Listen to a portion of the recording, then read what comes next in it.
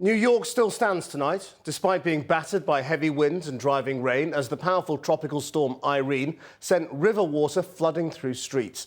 Officials warned anyone still in its path to stay at home. 11 people died, and more than 3 million households are still without power. Irene hit land for the second time around 10:30 this morning, just south of Atlantic City in New Jersey. It was downgraded to a tropical storm before reaching New York City and surrounding areas a few hours ago. It's expected to move across southern New England later this evening, as James Blake reports. This is the moment Hurricane Irene finally hit land, as one lifeguard building is ripped from its foundations on the beach in Long Island. The arrival of Irene coincided with high tide, and the sea broke past the defences. Pandemonium, pretty much. It's kind of crazy. I've never experienced anything like this before. Just next door to JFK Airport, the community of Howard Beach was flooded. Within an hour, the sea levels had risen by 8 feet.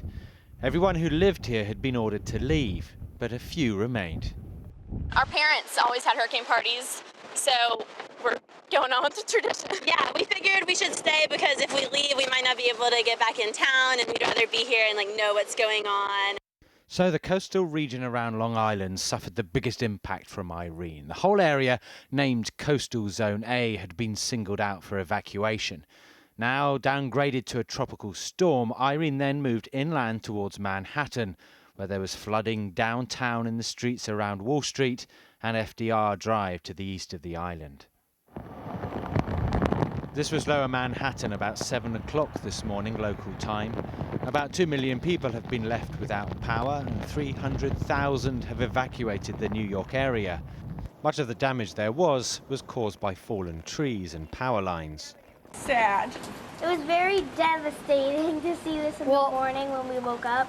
Overnight, the city that never sleeps was strangely quiet and deserted. All the transport systems had been shut down, and it's still not clear they'll be up and running again, ready for tomorrow's rush hour. But for all the warnings and the cost of the evacuations, the feared destruction in downtown New York didn't happen. But still, the Federal Emergency Management Agency is being cautious. Our number one message for individuals and families up and down the eastern seaboard this morning is that we're not out of the woods yet. Irene remains a large and potentially dangerous storm. Hazards still persist in communities that have already seen the storm pass. The good news is the worst is over, and we will soon move to restore and return mode. The tides, we're heading towards low tide, and as you all know, the backside of a low-pressure area comes up the east coast. The winds will force the waters away from the coast. As Irene, the tropical storm, moves up and in towards New England, she leaves flooding in her wake. This is Elmsford, where inflatable boats were brought out to rescue residents from flooded homes. Further south in Virginia, the cleanup has already started today. Here, tornadoes joined the storm as it traveled up the coast. And tonight, tornado warnings are still in place in New York State. At least 11 people across 4 states have been killed by Hurricane Irene. And US officials maintain if parts of New York hadn't been evacuated overnight, the loss of life would have been much higher.